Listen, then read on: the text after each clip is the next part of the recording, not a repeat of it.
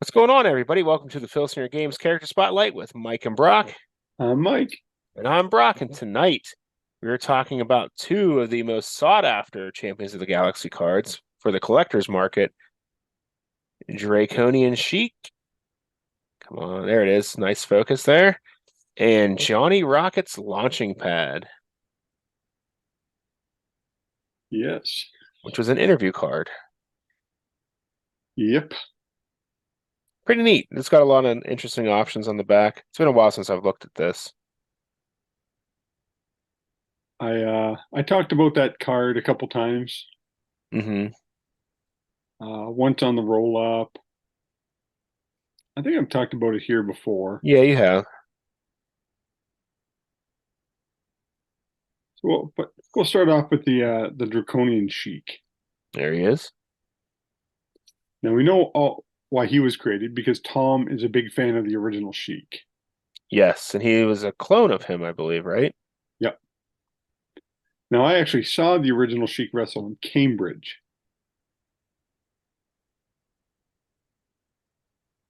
He fought. I'm drawing a blank right now. Crazy Chris Colt. Ooh. Don't know who that is. That was in like 80, I want to say 84, 85, somewhere in there. And yeah, they fought into the crowd, scattered everybody, fireballs went. I was terrified. Nice. That's great. No fan safety whatsoever. No, they didn't matter then. You knew to get out of the way. But this guy, he's a rather interesting guy. I Hmm. still use him to this day. And he's one of the guys I pit against anybody. Yeah, it makes sense. He doesn't back down. He's never been a good guy. I have no plans on making him a face. He's a heel through and through. Correct me if I'm wrong though. This card came in with no story. You just used them how you saw fit at first, right? Yep. That's what I thought. Just kind of Yeah, introduced like a quick backstory of him, and then here he is. He's not part of any team or anything. Then when his card came out in the next set is whenever he got a manager and all that stuff. yeah, he was just a clone. Hmm. You could just throw him in. Right. I wish we had more characters like that in official cards like that. I mean, there's bootlegs out like crazy, but as far as just like a guy that officially published by the game that you can just drop in, I thought it was neat, especially for the time. And I mixed things up with him. Like, he fought and I brought him in early. So he fought the original Splatter a couple times, which was a great little feud. Hmm. It was a heel versus heel feud. Yeah. I had him fight Deathmatch because he come in and he was just feuding the mass. He wanted to take on all the mass assassins, Makes sense. and but yeah, so he fought a lot of bad guys, even though he was a bad guy, Yeah. because the bad guys were more up his alley. Yeah, it matched the style better. Yeah, He's a special match king for sure. That 6 DQ. and he only ever captured. I still use him to this day. He's in my UWF, so he's in the bottom tier Fed. Hmm. He's teamed up with uh, Pharaoh Ketty, Okay. and they have a team, and they're called Desert Storm. Nice. Yeah. And he's a three-time Galaxian champion, so that's my low tier title. So he's captured that title a few times, but he's also one of the guys where he doesn't care if he has a title. Yeah. Yeah, he's a brawler. Yeah, Just likes he's to never, beat people up. he's never once worried about it.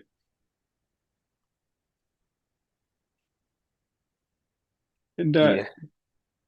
couple times I've had him feud two different people in a year. Like most of the time with my feuds, it's just one guy for 1 year, like in the Mm. books. So that's what Yeah. they. Right. Right. But a couple times he fought. Like 1 year he fought Splatter and Mr. Galaxy because Mr. Galaxy was a good guy, Splatter was a bad guy. And then he Hmm. fought Soy, which was a bootleg guy Hmm. who was a heel, and Proteus, who was a good guy. So like I said, I He's a used him to classic fight tweener. everybody. Yeah, I used him to fight everybody. Now, and he has not won a lot of feuds. So he's had 15 feuds and he's won five. And his card's not very good. No, He's got C in ropes, C in death jump, a +2 agility, and a +3 power. So most of the time he's getting reversed if he rolls an agility or power check, and he has 3 of those on his card, yeah, which was a lot for the time. He's got a really solid defense, though. and he's got a +2 finisher. Hmm. Well, +1 on this card. +1. Oh, okay, Yeah. He's got the double out of the ring, which he should. he's got an A ring though, doesn't he? Yeah. Yeah, so that helps him. Hmm. Especially with the newer charts. The newer charts are more, it's more of a 50-50 shot if you have an A rating to just take over. I think you can take over through a 7 Yeah, on the current charts. and then there's still some reversals and stuff on the lower levels. Depending on the rating with an A, so that should be good for him. Yeah, I remember acquiring this card. I didn't even know this card existed, but it came up in conversation on the ride up to Galactican 2. I rode up with Tom, and he's like, "Yeah, the Draconian Sheik cards." He's like, "There's some collector's value to those now." All of a sudden, I'm like, "What card are you talking about?" He's like, "I'll get you one when we get back to the house." So that's how I got this one. Kind of funny. Yeah, back in the day. So did you use them a lot or any? Not this version of them. No, I And he kind did of, get an update. yeah, the very next year. Yeah. I like that art better. And I think the card's a little better too. Yeah, that's where I think the +2 finisher came from. I'm pretty sure. Because I think Tom brought him out and then realized he was horrible and didn't want him to be as horrible. Yeah. I kind of noticed it then too. Like the cards that were hard to get weren't really like very tough. They weren't like game-breaking cards that people really were like, "Oh man, I really am sad that I didn't get the Draconian Sheik card because he's not going to really do much." Yeah. He's more of a collectible thing, I guess is what I'm trying to say. But this one, I only have one copy of this one. Now, this one, on the other hand, I have several copies of this. I found 2 today when I was just trying to find this one.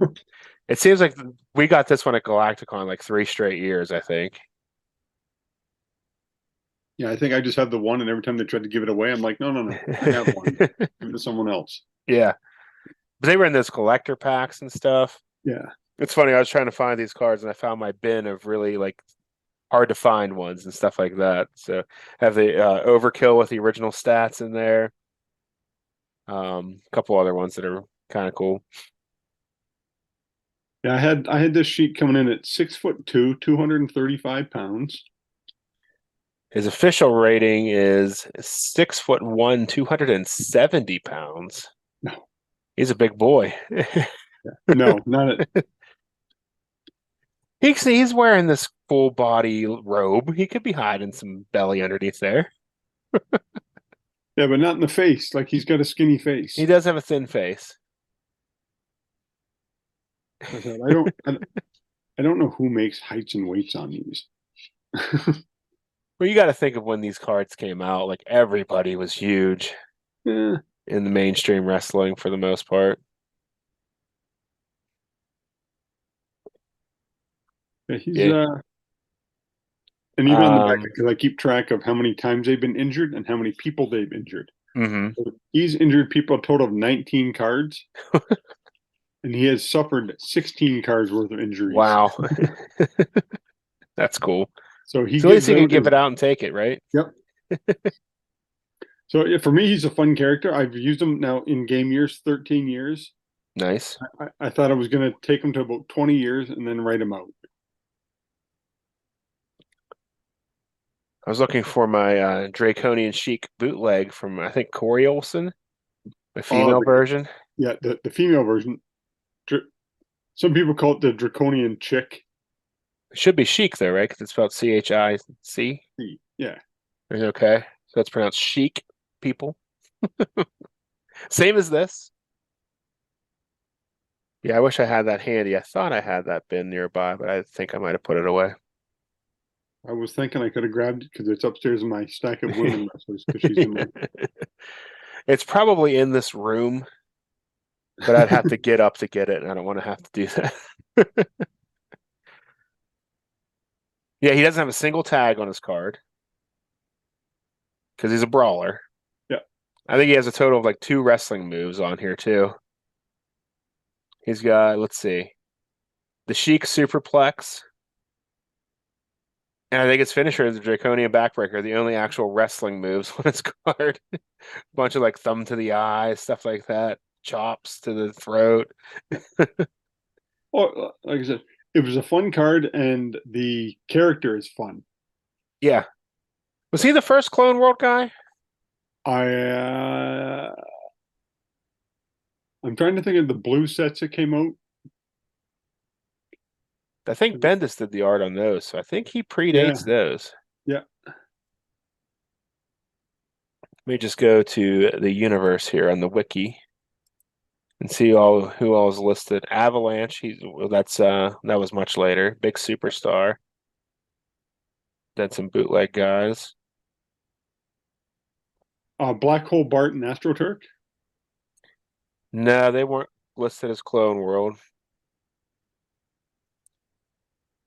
Yeah, Big Superstar he was Bendis art, so he came Yeah. out much later.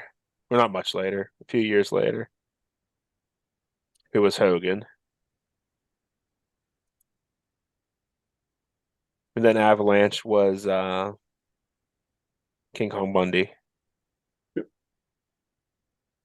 I think the rest are all GWFZ guys that are listed here. Oh, okay. Some reason I Taurine. some reason I thought Black Hole Bart and Yeah, AstroTurk where are were. they from? Might as well look it up while we're on here, right? Keep talking while I look. Let's see. I thought they were from there. I could be wrong. Beta Pictoris. Oh, okay. I probably pronounced that wrong because I can't read.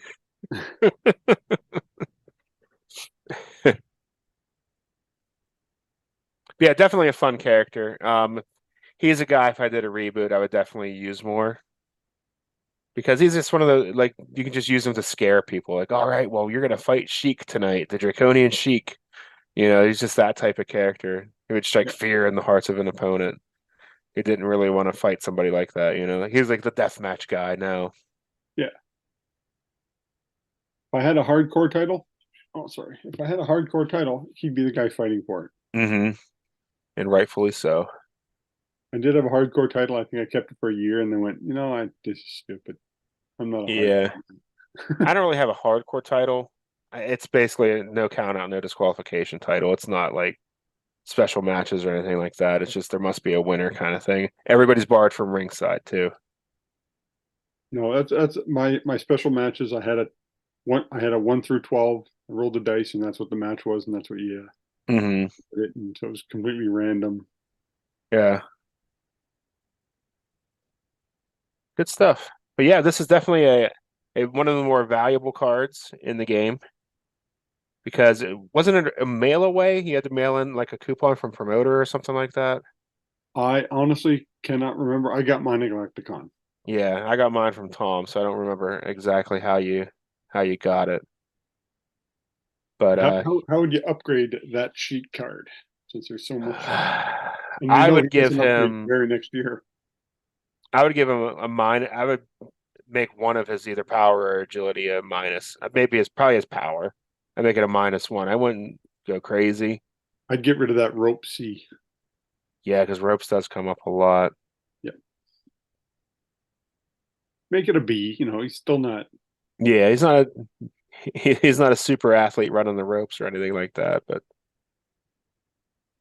I wish he had a fireball.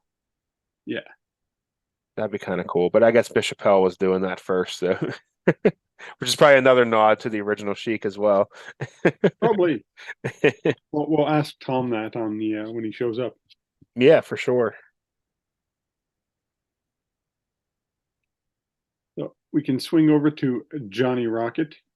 Here we go. Here's Johnny Rocket's launching pad. Oh, come on, focus. You can do it. There it There it is. is. There it is.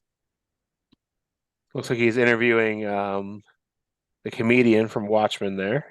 That's from 1993, Yeah. which is when was that first Galacticon? 90, I think. I think it was 90. Yeah, so this is year 3. Hmm. Well before my time. Well, Yep. not too far ahead, but Well, those of you who have never heard the story, Tom used to go around to everybody and ask them how their feds are. And I showed Tom one year that I created a talk show hmm. called The Launching Pad with Johnny Rocket. And Tom thought that was a fantastic idea. And I got the name because I wanted a talk show about to make my storylines, because I was always more about the storylines than the actual matches, and I still am. Hmm. Hmm. But talk shows, I noticed you could make the storylines go. So I thought we needed one. Yeah. And there were so many at that point in time. You had the snake pit and the Hmm. flower shop and the barber Yeah. shop and Yep. uh, The I, Undertaker even I had think one. WCW had Flair for the Gold. Yeah, And Flair for the Gold. That's where the Shockmaster debuted. yeah, I'm trying, but there was Jesse Ventura's Body Shop and There's the Piper Pit. Heartbreak Hotel. There was just, and Brother Love, and you know Hmm. so there were so many, and it progressed the story. So I thought that's what I wanted, and I wanted an ex wrestler, Hmm. except we didn't have wrestlers retiring at this point in time. Yeah, right. So I was watching I remember WF Superstars, and Johnny Rods was on there, and I'm like, hey, that's great. Get a guy who's never made it big, Yeah, yeah. but he was a good mid card guy, and but I'm like, I can't call him Johnny Rods, and I'm like, oh, I'll call him Johnny Rocket because it's similar and it's futuristic. It's a Hmm. rocket, Hmm. and I called it the launching pad. Except and Johnny always put it where he launched your career, Yeah. and it wasn't on every show. I would only have it maybe 3 times a year, 3 to probably 6 times a year, Hmm. because I Hmm. wanted to make it a big deal. Yeah. And then I remember when I showed Tom, and he's like, "How does it work?" And I showed him the back, and I think it was a 1 through 20. D20 roll. Yeah, it's I good wish we old. had more stuff that used more options. Everything's just 2 through 12 Yeah, or 1 through 6. But I mean, that's what comes with the core game. So, yeah. And Tom thought it was a great idea. And very next year, the Johnny Rocket and the launching pad come out, and everybody's like, he stole your idea, and I'm like, I don't even think he remembers. just filed away subconsciously, and Yep, because that happens. you'd have 20 plus guys there. Hmm. He's asking everybody about their feds. Some Right. people have great ideas. Hmm. It's And how a so lot of stuff happened, I'm sure. oh yeah, there's so much. And to this day, it does not bother me one little bit. Hmm. People are like, you should get credit. I'm like, I don't care. Like, Johnny Rocket did go on to bigger and better things, though. yeah, I never had him as a manager. Hmm. I never in my wildest dreams did I picture him as a manager. But when you've been playing the game as long as us, Right. you you do create some things. Hmm. and Johnny Rocket was one of them, and uh, you know, I think in total of the game, I think I created about five or six game changers that people use. Like I was the first guy to make give a manager not stats, but give him options on his back of his card Yeah. with Corbin. hmm Like Instead of just a distractor rating. yeah, or wrestling stats, hmm and just things like the roll out of the ring, add one. The add and rolling the DQ twice. Just little Yeah. things like that. But that's because hmm I've been around the game forever. Yeah, right. It's true. I feel like I've been around it forever too. Yeah, Like, the game's about as old as I am. but I found it young. that's one thing. And as soon as the card became official, I was like, oh, this is awesome. hmm Oh And yeah. now I use it. I use it pretty. That's how I start my shows now. Every show Yeah. on in any promotion, that's how I start the show. There's always a talk show hmm somewhere on the talk show.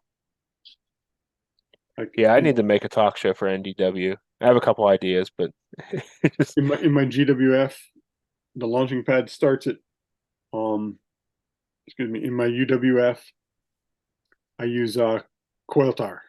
yeah. I use him and he starts it. In my UWA, I use um the I used to use the NGO guy, the Jamestown Joe. Jamestown Joe, but now I That's a fun switched it card. over to somebody made it a dinosaur. Oh yeah, I saw that. Powerhouse, I think is his name. Yeah, Powerhouse. So Powerhouse is my new talk show in the UWA. Jamestown Joe's retired, hmm and in the women I have Wiggy. There you go. It's a fairly new card for you to be using. Yeah. What the heck? So in every because I love the fact that I can advance storylines. hmm Yeah, I think that's what my bootleg fed that I run Sunday nights at 9 p.m. Eastern Standard Time on Twitch. I think that's what I need. Just something that would further storylines, like you said, because it does start lately. I mean, peek behind the curtain, full disclosure, I'm starting to feel like I'm just rolling matches. It's gotten to that point because I'm doing it every week, doing it live for the same people pretty much. And it's just starting to feel like I'm rolling matches. That's going to be something I want to do really in the new year is just make it so it's more story driven. But I think I got to get rid of a lot of guys to do that.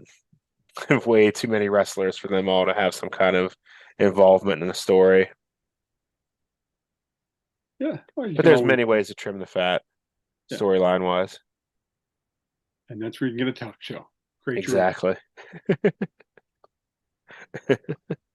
You don't even really have to make a card. Mine was written on my card was written on like foolscap 3-hole punch paper. Yeah.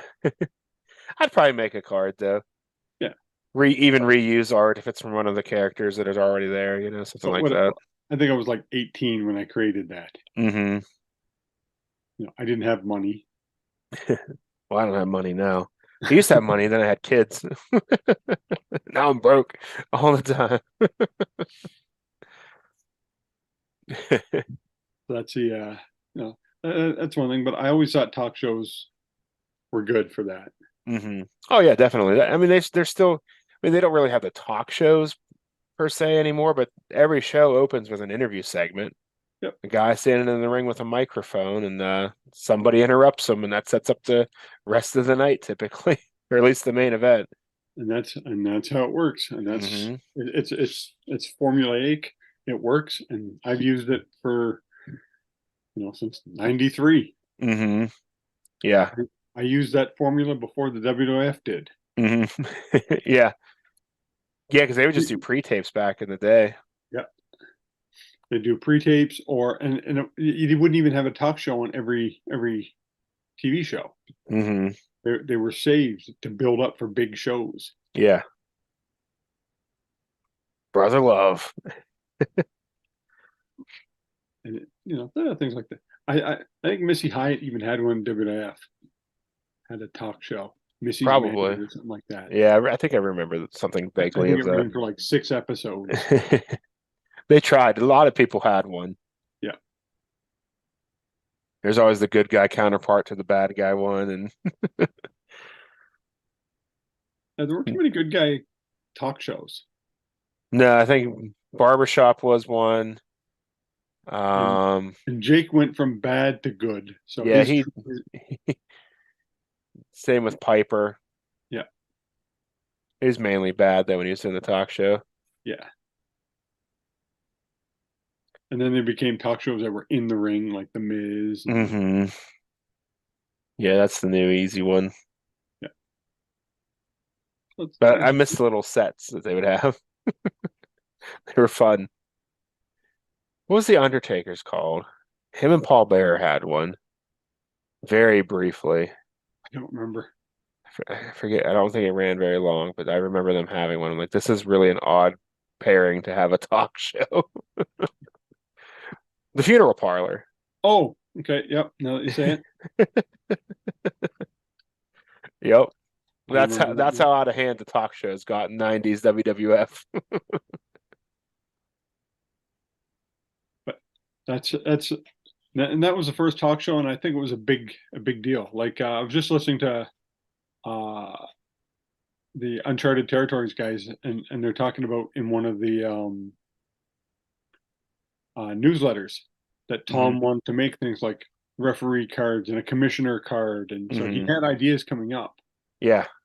but none of them contained a talk show. Hmm. We eventually got all those things. So Just took a while. yeah. I would like to see somebody do like a set of like wrestling tropes, like a wedding card. Like things that they just do all the time. Like weddings are always on wrestling and always get end badly, stuff like Somebody that. made I don't remember his name, but he was one of the first bootlegs that come out on a card, and they made a ring announcer card, Hmm. but he could wrestle as well, and he feuded Renard Beguile. Nice. I Terrence don't know if I have that one. called him Terrence Foghorn or something like that. Nice. Yeah, he feuded Renard Beguile, and their cards were about the same. Hmm. And I remember some Nice. some older guy made it. He was in his like 50s or something like that. Like he showed up one year. Well, that's cool. Yeah. Must have been before me. But we should probably start to wrap this bad boy up. Yeah.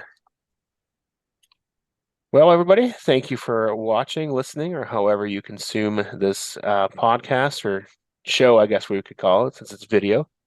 If you have not yet done so, please click that subscribe button. Give the video a thumbs up if you liked it. This was a shorter one, so you should really like it because you heard me less.